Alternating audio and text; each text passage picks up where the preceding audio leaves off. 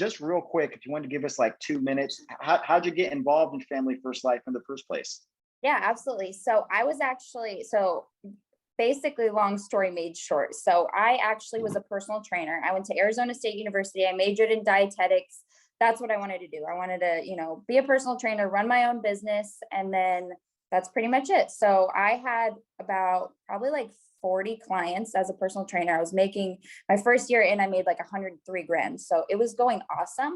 But it was an industry where you could so easily become burnt out because you're like in a gym all day. Like I just was so repetitive. So I actually had a friend introduce me to the insurance industry. So that was about 4 years ago. So she introduced me to this captive agency, started there. I was there for 2 years. And I thought that was like the company for me. It was like, we were doing well. I had an agency. I was selling at a pretty decent level. And like, I didn't know what else was out there because they literally just made it seem like, hey, this is the best company in the world. Like, if you go anywhere else, you're not going to win. Like, that's literally what they would feed us. So it got to a point where I was just like, we had like free leads and we were at like 38.8% comp. And it got to a point where like, I started hearing about all these other companies in FFL. And I'm like, whoa, people like actually make more money than like 38.8%. Like, these people are telling me this is the best company. So like, how is this possible over here? So fast forward August of 2019, I got started with FFL just because I was burnt out of the other company and got started with FFL. It was like a part-time thing for me. I was like, I'm going to come into this, see what happens, see if it works out. If it does, great. If it doesn't, then whatever. And honestly, like my first week, I made 8 grand with FFL. And then the next 10 days I went to Hawaii. And then I came back. I had some chargebacks and I was like, well, I guess it's time to get back to work. So like what I would do is like, I would buy $400 worth of leads and milk those leads for like 2 weeks straight. And then I would buy another $400 of leads. So I was like not all in at all. And then I went to a conference in November of 2019. It was in Las Vegas. And literally that was a game changer for me. They always say events change lives. And if there's a conference near you or a convention near you, make sure you go because you don't know what person's going to be up there that says something that literally where it just clicks for you to go all in. So November 2019, I decided to go all in. I was like, hey, like I see these people walking across stage, sharing their stories, explaining to us that they're making, 700, 800, 900 grand a year. Like, why can't I do that? So from that moment on, honestly, I went all in. My first 7 months, it was all like personal production. You muted yourself by accident. Can you hear me? Yeah, I can hear you now. Did someone mute me? It wasn't me. Technical difficulties, man. But basically my first 7 months, like 7 all in full-time months, I was just like basically a personal producer. I was like being very selfish about sharing the opportunity. I'm like, no, like I want all the leads. Like I want to make all the money on my own. And like having an agency before, I was just like, I don't want to like put people through that. Cause where I was at before was a constant revolving door. Like you'd bring people in, they wouldn't make that much money, they'd leave. So like here, after my first 7 months, I was like, okay, if I'm bringing in 40, 50, 60 grand a month, like, why can't I teach and others how to do it and share this opportunity? So it was like April of last year, I had my very first agent come on board. And then from there, like, honestly, just went all in. And I was like, I'm going to recruit because, I know what's possible with building an agency. And here we are. So, wow. Awesome. So how long had you been in the insurance industry prior coming to FFL? About 2 years. You've been about 2 years, and kind of like you said, you were doing well, you had an agency, but you didn't know how much money you could make personally, because it sounds like even as an agency owner, you weren't touching the money that you came here making as a personal producer. Oh yeah, 100%.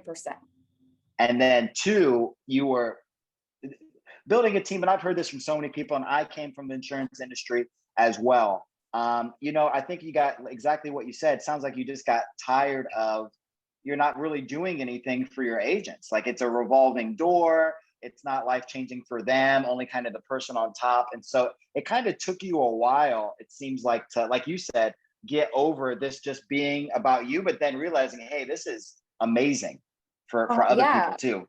like what's crazy about FF, like with my previous company, and this goes with a lot of other insurance or captive agencies or other IMOs out there. It's like, it's so hard to bring someone in at such a low comp and then like no leads, like there's no system like FFL system. Like it's absolutely unreal. And like recruiting people, like I didn't really believe in what I was doing over there. So it was hard to like bring people in, but like you literally, it's so easy to believe what we do here because we're all producing. We can all sell, like everyone has the same opportunity. So it's so easy to share. And it's so crazy because like we look at some of the agents in our agency, and like there's agents that are 20 years old, no experience, selling 40 plus grand a month. And then on the other side of the spectrum, there's agents that are like in their 60s and years of experience, and they're crushing it as well. So it's like anyone can do it. And that's the biggest message to send across, like everywhere. You don't have to have experience. You don't have to have 15 years of, insurance sales experience. Like you could literally come in as a new agent and crush it. 100%. And what you say about not believing in where you were resonates so hard with me. Yesterday, I was speaking at a conference, and I had a kid, Ryan, who I had met. I had run a college youth program, and him and his wife were sitting there. They were both part of it. At my last insurance company, he had an interview with one of the company's recruiters and had called me because he figured out that's where I worked. And he asked me if he should work there. And I told him no. I work there, and I told him no, he shouldn't. And That's then hilarious. I started with FFL like a month later. I recruited him, and he just had his biggest week, 13K. So I 100% get what you're saying. So let's get right into it. So where you were before, so you weren't buying leads before. No. So basically how that system worked was free leads, like 38% comp. My upline was making more money off my sales than I was. And it was a total like bait and switch. It was like freaking buying, or they give you leads and they say, hey, go give this person like a free hot dog and then try to sell them an overpriced hamburger while you're at it, like while you're in there. Right. So it was like a total bait and switch, like go in and like these people have no idea what insurance even is. So like coming into FFL, when I went to my first appointment, I'm like, okay, Mary, you put in this request for insurance. And she's like, yeah, I did. I'm like, whoa, how is this real life? Right. 100%. Was it hard to buy leads? 100%. Like I said, like coming from free leads to having to buy leads, like I literally was the person that would spend $400 on leads a week, or not even a week. Like I would buy $400 worth of leads and try to milk every single lead. Like I would door knock every single one. I would call every single one like 1,000 times. I would text them 1,000,000 times until I got through the door, which is great, but it's like, it's working hard and not smart. You know what I mean? And the difference between $400 a week in leads and $1,000 a week in leads is huge because your production literally quadruples, And like one of the things for me was like, it was, I went to that conference, and what I kept hearing was, Hall of Fame producers were going up there and they were saying, all you have to do is run 30 appointments a week. How do you do that? You buy $2,000 worth of leads. And I was like, okay, well, I don't really like want to pour $2,000 a week right now, but like I built my way up there. So, it went from 400 to 600, from 600 to 8, from 8 to 1,000. And then now it's consistently 2,000 each and every single week. So, yeah, I know. By the time I saw your interview, you had it broken down to a system. And that's why I love sharing it with people, because it was just, and it was, at the time, I thought maybe it was just your philosophy. But then as I learned more, I knew this is just the FFL philosophy. But you just made it so simple to where you were like, I spend this much on leads. It's just automated. And, I go out, I run this many appointments, I write this much. And it's just, rinse and repeat, every single week. Was it really gradual, or what was there like a point where you were like, I really want to up my game? What kind of made you really, because obviously going from 400 a week in leads to 2,000 a week is a huge gap, especially if you hadn't done that ever. Was there a moment that it clicked for you, or that you realized something? Or did you just hear it from enough people? What was it? I did. I heard it from enough people, and it was kind of gradual. It was like, okay, out of that conference, I was like, okay, I'm going to spend the most I've ever spent on leads. So I spent 1,000. And what I realized is that when I went from that 400 to that 1,000, it didn't just double my production. It literally quadrupled it.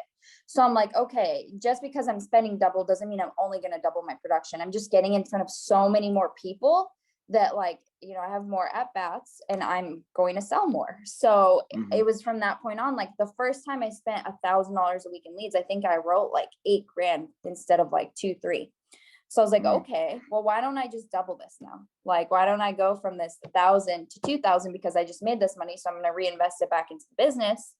And then I spend 2 grand every single week now. And like, there have been weeks where I've spent 2 grand and written 51 grand in a week. Like, it Mhm. just happens. Like, you just have more people to see. If you have 30 appointments a week, there's absolutely zero way to fail. Like, you literally 30 appointments a week, let's say 10 no show, 10 reschedule. That means you have 20. Let's say you freaking sell 50% of them. You're writing Sure. at least 10K, because our average sale is $100 a month. So Yeah. So you do honestly, you just made a really common sense decision. You saw the constant, feedback off your investment, and you were just like, hey, let me just do more. And obviously, you had to believe in yourself to do that. And obviously you had to have a good work ethic, because you were nowhere in there was there any, as far as from what I heard, maybe this is just over time, but you didn't have self-doubt, and you definitely didn't have a problem working. You know, you were 100%. going you were going to work. Maybe when you started, you took a vacation or two. You shouldn't, and I think Yeah. everybody does that. It's so Mhm. funny. I know Andrew. What does Andrew call it? He's like the Disney mentality. Everyone goes to Yep, a Disney hundred World. percent. It's like after everyone's first week, they take off to Disneyland and don't do it. Like, just Yeah, keep it's going. because like you won the lottery.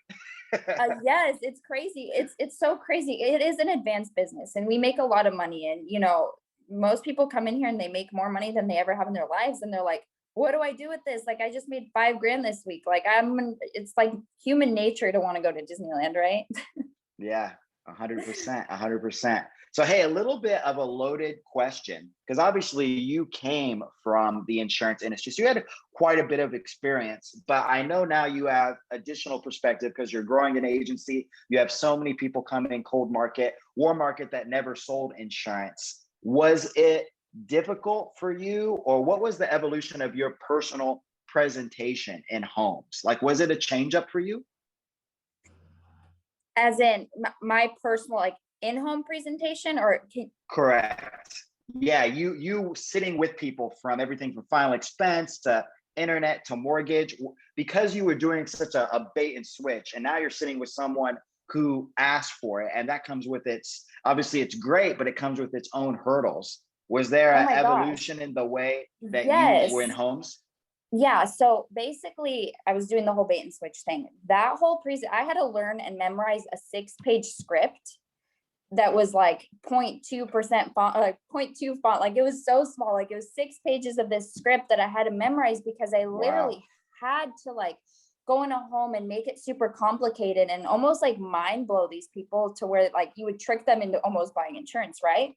When I came Right. into FFL, I thought that it was going to be a lot harder than it was. So like, I came into this like going into homes, and I was like, I already know what I'm doing. Like, I've done the whole like bait and switch thing, so this is going to be easy for me.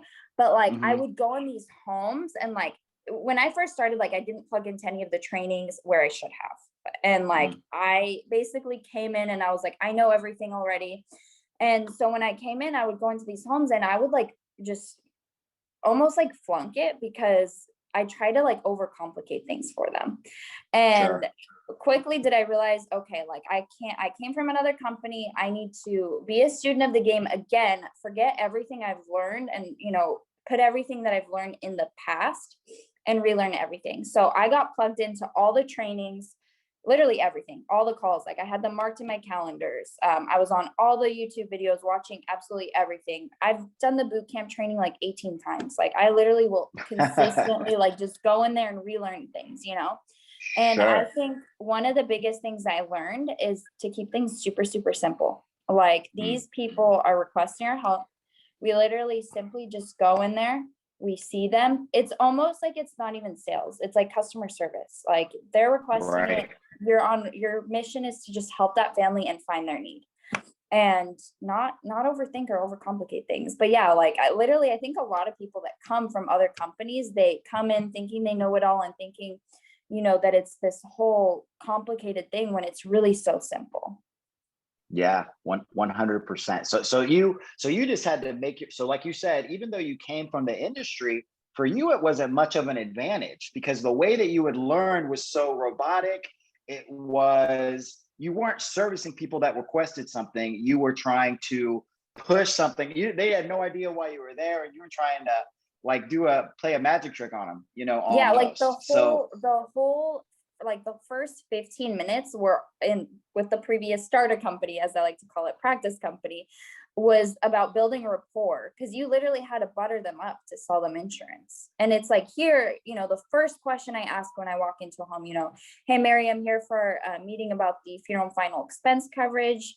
Do you have a table we can sit at? As I'm walking to the table, I'm building very small rapport. Are you from here? How are you doing today? Do you have kids? Yada, yada. I'll sit down with them. And the first question I ask is, hey, Mary, you put in a request for some funeral and final expense insurance. What was the reason that you filled that form out online? And get their why. And it's literally as simple as that. It's pulling their why out of them. It's explaining who we are and what we do. We're brokers. We're not captive agents. We're like the Expedia of insurance. I'm going to be able to find you something that you can qualify for and afford. And then we're going to submit application for coverage. These are the companies that I work with. They're all ANA plus rated. And then dig into the inventory questions. It's so simple. right, right. It's crazy when I realized because I came from a little bit of a similar insurance background, and it was similar. And when I got to the place here where I started doing well and watching what other people were doing and seeing them do well, I feel like I don't think people when I'm in the house with them think I'm any kind of salesperson. Like Right. honestly, like I have. If you ask people after I left the house, like what I did, they would probably how much I made. They would probably be like, oh, he probably gets like a salary, like because it's very much just a person doing their job. Like exactly Yep. like you said, you requested this. I'm here to help you out. I'm not trying to be their buddy. The report at the end, like I don't think they dislike me, but I'm definitely not coming across as oh, tell me about your grandkid or whatever. Exactly. You're not You trying to know. butter them up. Like they want you there. They Hmm. requested you to be there.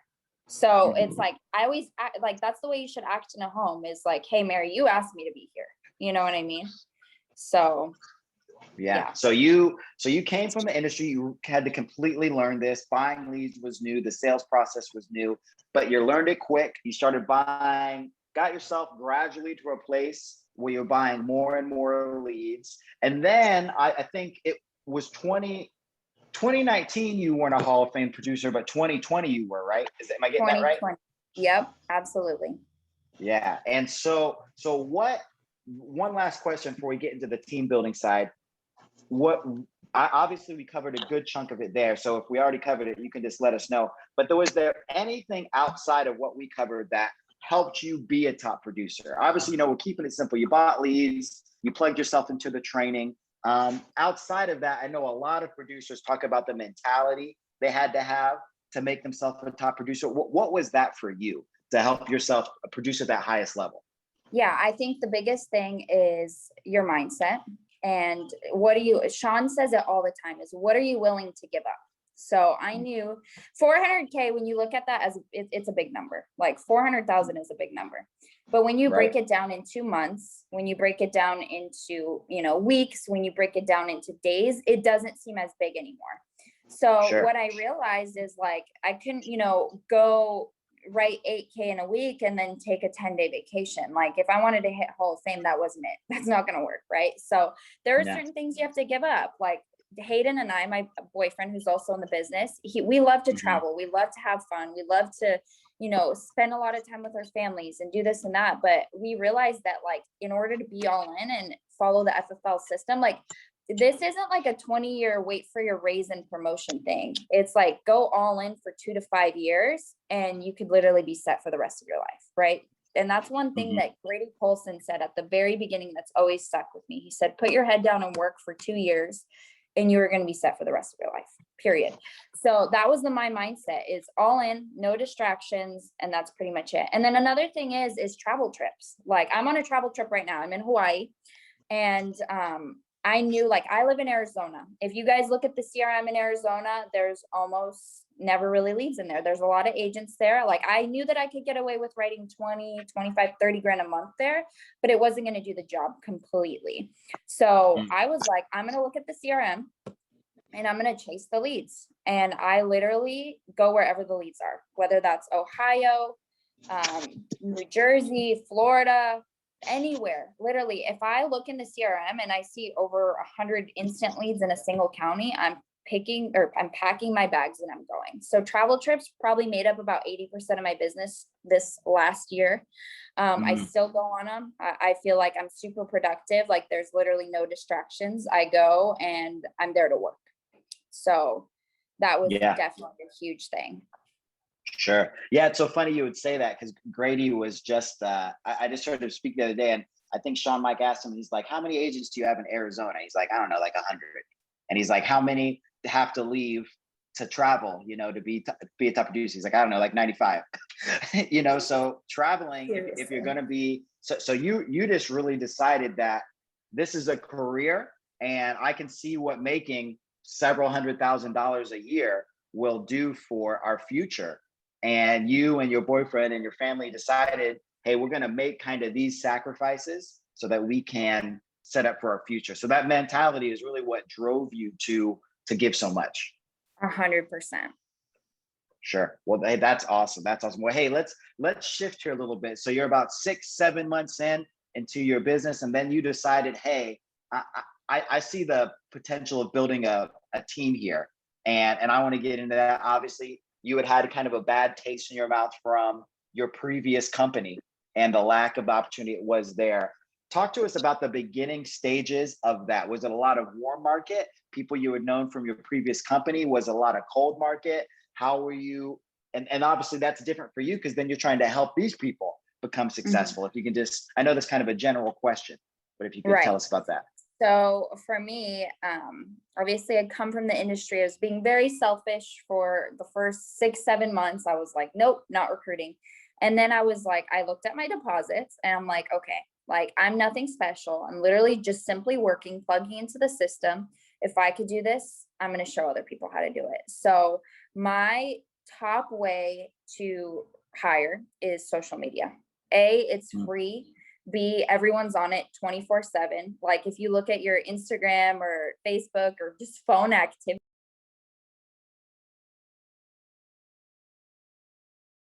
You got muted again. I don't know Muted again. That's so weird. I don't know.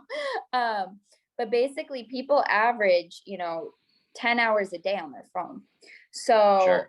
I was like, I'm going to just utilize all these free platforms that are right in front of me, and I'm going to overshare. So, like, the key is, just like with being in the field, being consistent, with selling and having 30 appointments a week and consistently buying leads. I think that's this, goes both ways with recruiting and with selling. So, like, I first started out, when I first started sharing SSL on all my social media platforms, I was sharing like 1 to 2 times a day, or 1 to 5 times a week, and I was expecting results, and it didn't work like that. Like, I'm a firm believer that every single person on any social media platform that you have, whether it's Instagram, Facebook, LinkedIn, Snapchat, whatever you have, every single person should know what you do. Sure. So everyone should know that, I'm an insurance broker in Arizona. Like, everyone that follows me should know that either A, I can provide them a service, I can get them insurance, or B, they can come work for FFL, right? So I decided to just start oversharing. So I literally post all day, every day. Like, Jordan Lowry said something to me. Obviously, you probably know him. He's an extremely incredible recruiter. And he said something that super clicked. He was just like, post until, like, every 2 hours. Like, if you see on your Instagram story that you haven't posted a story in 2 hours, post another story. So, like, my goal every single day is 100 posts throughout all the platforms that I have. So whether that's Instagram, LinkedIn, Facebook, I want to make 100 impressions on people. That way I get in front of them enough. So in all honesty, that's pretty much how we've built. So we did 159,000 as an agency in the month of November.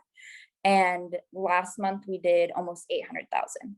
So Wow. rapid growth, but it's super duplicatable because we're just sharing every single day. And everyone that comes in, like we tag them in our posts and then they share it. So we're consistently Hello. getting in front of people and people can't miss us. Sure, Hello. sure. So you're really just putting the opportunity out there. That's awesome. Man, you're speaking to me too, because that's something I haven't done, because coming from an insurance industry that felt a little, people get MLM-y, you know what I mean? Like, I think I wanted to differentiate myself from that, but you're right. It is really like a selfish thing, because, hey, you have a great service you can provide one for people, like, as opposed to someone going to like an office, that can only sell them one product. And then what an incredible opportunity this is as a job for so many people where they can help others. And the way you said it right at the beginning was really perfect. It's almost selfish to keep it to yourself because you don't know what someone else And will then do with another it. thing, So wow. is like there's a lot of new people who, maybe don't have like their success story yet, or, they've only been with us for a week and they're kind of like, oh, what do I post? Like I don't. You're muted But again. There you go. I don't know why it keeps doing that. Um, but one of the things like that like that we have a lot of people share is like we're all in the Facebook groups with FFL. So like share other people's success stories. Like I've been doing this for 4 years. So at this point, people know I can sell insurance. People, if I overshare myself, people are going to think, well, she's been doing this for a few years. Like she's the only one that can do this. So Right. my thing is like, I share other people's success 24/7 and I overshare it. So like an example of that would be, a new agent going out in the field and making their first sale and, making $1,200 in their first sale. So what I would simply do is take a picture of them or their first sale that they may have posted in a group chat or whatever it is. And I'll just say, Casey was a nanny prior to FFL making $300 a week. She just earned $1,200 in an hour by protecting one family. Hashtag anyone can do this, because literally anyone can. So just sharing what others are doing 24/7. And like I said, if you don't have a story yet, grab someone else's, share someone else's. There's thousands of different stories throughout everyone at FFL, from servers to bartenders to personal trainers, literally anything you can think of. Use that and, put it towards your market. So Yeah, that's absolute gold. That's absolute gold. So Nina, getting into it. So you have a cold market recruit or someone that saw you on Facebook, Instagram, you shared a post, they're interested, they get in, and they're talking to you about FFL, you sold them on it. They're ready to go, they get their license, they get plugged in, but they don't know anything, about selling insurance, maybe never sold anything in their life. Talk to us about how you as, an agency owner help get that person to success. Yeah, I would say one of the biggest thing is leading by example and selling yourself. It's very hard to teach someone to do something if you haven't done it before. So if I have an agent in a home that's calling me because, they're sitting with Mary and Mary has high blood pressure, diabetes, neuropathy, if someone that hasn't sold or hasn't been in that situation, like they're not going to be able to answer that question for them or, tell them where to place the client. So I would say the number one thing is lead by example and sell at a high level, because literally everyone here can write 400 grand a year.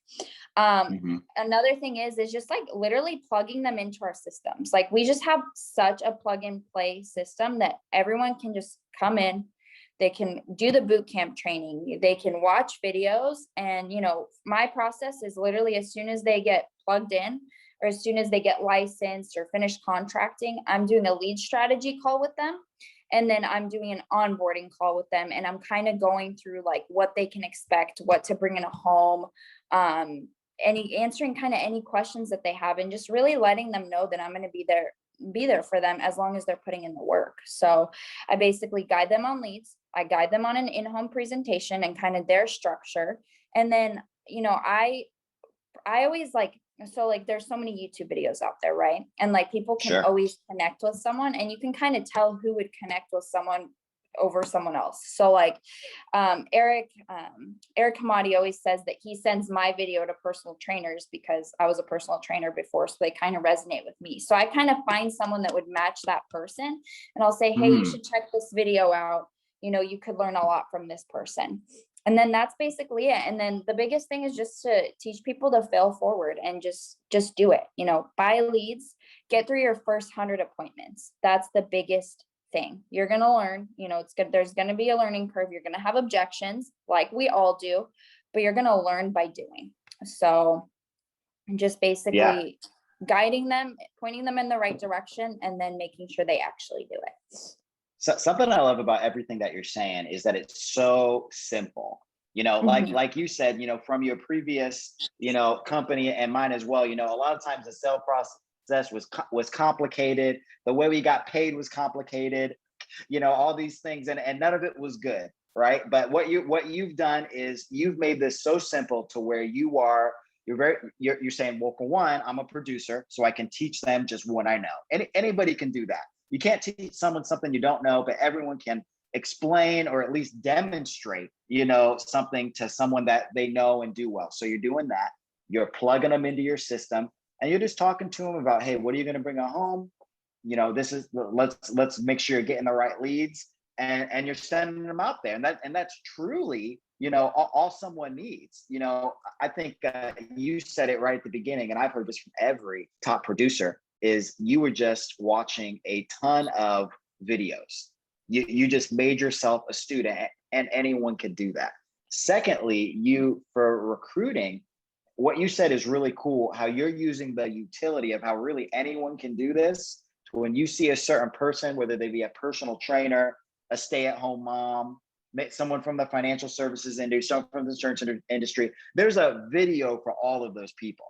For someone that came from exactly where they came from, and shoot them with that, they can resonate, and that can help them see how they can do it. And then third, you help people with their mindset, and I feel like that is the difference between someone who's doing maybe a couple $100,000 a month and then knocking on a million's door like you are, to where you are helping people not only do the practical steps, but also you're helping them envision and see how they can achieve maybe even more than they thought was possible, you know, for themselves. Yeah. And wow, that's the thing. goal. It's like, it's this job, it's not easy because it's hard work. Like we have to dial the phones, we have to, you know, we're all in, right? But it is simple because like we just have all the tools, we have all the systems, we have everything in place for everyone to succeed. Like I said, like you could come in with absolutely zero experience and sell 20, 30, 40, 50, 60 grand a month. And it's all about work ethic and what you're willing to give up and what you're going to put into it. Right. So that's so cool. And that's so replicatable. You know, people on here who are thinking about being a producer, and then especially about building a team, you know, watch this recording, you know, again and again. And I know, and the cool thing about both of us is now that we both know, if I had just met you, just like before, like those videos, I would have thought this is all coming from you. But the truth is that the culture of Family First Life is so positive and so strong that this is just something that radiates through all levels, you know, like really everything we've been discussing. So that's great. Well, I want to be respectful of your time. Two questions I have for you. One, obviously you're knocking on the door of 1 million, which I know is super exciting for you, 800,000. My first question is, one, where do you see the rest of 2021? Where's your goals? What are you going to do to achieve them? And then two, we have everyone on here, you know, we have people, you know, like, you know, myself, you know, who is, you know, about a year into it, doing well, you know, doing okay, building the agency. We have people, I see several agency owners on here. We have, we just talked about Joanne, who just had her first big week, 17K, you know, just a few weeks in, and then people who haven't even started yet. You know, if you could have one parting shout that you feel like would be a blessing to everyone in between there, we'd love to hear that. So those, I know that second was a little long-winded, but those two things, if you could. Absolutely. So one big thing. So I remember when I was going for my first 20K month, I told everyone that I was going to write 40 because I knew that I was going to hit 20 no matter what. You have your big goal and then you have your real goal, right? So the biggest thing is to always aim super high, because you're at least going to do half of that. So like, I remember, like I said, like November, December, we were at like 150. And I remember Grady Polson asked me on a call, hey, what's your goal, by December of 2021? And I said, well, my biggest goal is to do 2 million, because you've always told me to aim higher, because I know I'll hit 1 million. So my goal was to realistically do 1 million by December. But now that we're almost there, I'm like, okay, now I need to freaking aim higher. So now I'm going for 4 million, because then I know I'm going to do 2. So Yeah. always just set massive goals for yourself. And then for those of you that are new, or, have been in this for a while, I would say just go all in. Like literally, like I said, this isn't a 10, 15, 20-year thing. It's like literally put your all into it every single day, and genuinely care about helping people, whether that's clients or agents. And literally you're gonna be set for the rest of your life. But literally just go all in, dive in, go for it, and just genuinely be willing to help people.